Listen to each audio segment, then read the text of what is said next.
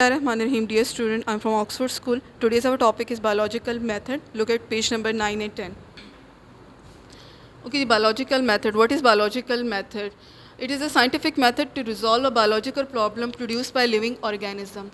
यानी biological method के अंदर हम साइंटिफिक मेथड की एक्चुअली स्टडी करते हैं कि बायोलॉजिकल प्रॉब्लम्स कौन कौन से आते हैं जो लिविंग ऑर्गेनिज्म कॉज करते हैं, किस किस्म के बायोलॉजिकल प्रॉब्लम्स होते हैं. जैसे आजकल कोविड-19 है जिस cause by virus. Similarly 18th century में मलेरिया इज़ द मेन आप कह लें एक बायोलॉजिकल इशू था जिसको रिजॉल्व करने के लिए हम इसको एज एग्जाम्पल लेंगे और इस पूरे बायोलॉजिकल मेथड को स्टडी करेंगे one by one. First that is observation.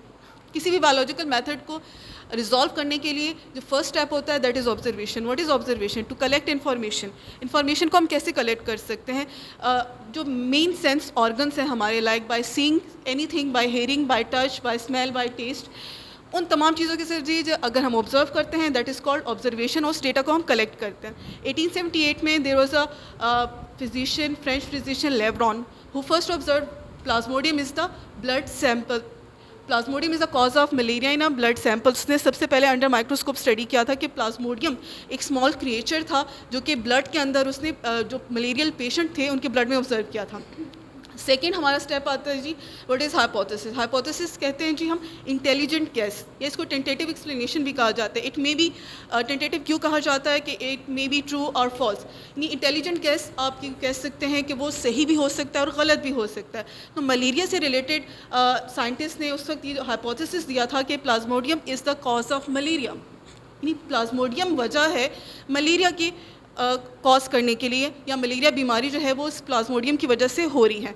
लेकिन इसको अब हमने प्रूव करना है साइंटिफिकली, और कुछ और स्टेप्स हैं जो इसको एक्सप्लेन करते हैं. फॉर एग्जांपल नेक्स्ट स्टेप है हमारे पास डिडक्शन. What is deduction?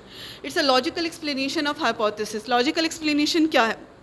यानी एक अंदाज़ा लगाना कि मुख्तलिफ जो भी आपने ऑब्जर्वेशन किए, जो आपने हाइपोथेसिस किया है उसके बेसिस पे. फॉर एग्जांपल अगर प्लाज्मोडियम काज है मलेरिया के, तो जितने भी पेशेंट्स हैं मलेरिया के, उन तमाम के तमाम पेशेंट्स के ब्लड सैंपल के अंदर मलेरिया प्लाज्मोडियम वायरस को होना ज़रूरी है. लेकिन अगर उनके अंदर जो हेल्दी पर्सन हैं उनके ब्लड सैंपल में प्लाज्मोडियम नहीं होगा तो ये हमारी डिडक्शन हो जाएगी. नेक्स्ट है जी experiment. What is experiment? Scientific method या बायोलॉजिकल मेथड के अंदर किसी भी चीज़ को प्रूव किया जाता है थ्रू एक्सपेरिमेंटेशन.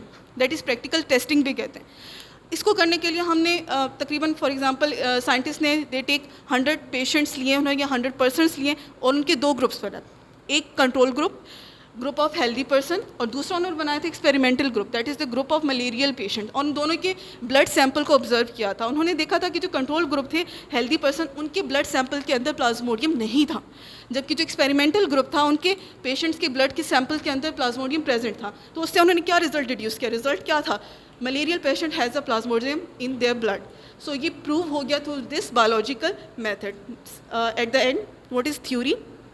थ्योरी एक लास्ट स्टेप कहलाता है जी. इसमें सेट ऑफ साइंटिफिक अजम्पशंस की जाती हैं, यानी जो मुख्तलिफ किस्म की प्रूवन है, मुख्तलिफ टाइम टू टाइम जो साइंटिस्ट ऑब्जर्व करते हैं उसके बेसिस पे वो एक थ्योरी देते हैं. For example theory of evolution etcetera. आपका होम टास्क है learn and practice question number 5. Thanks.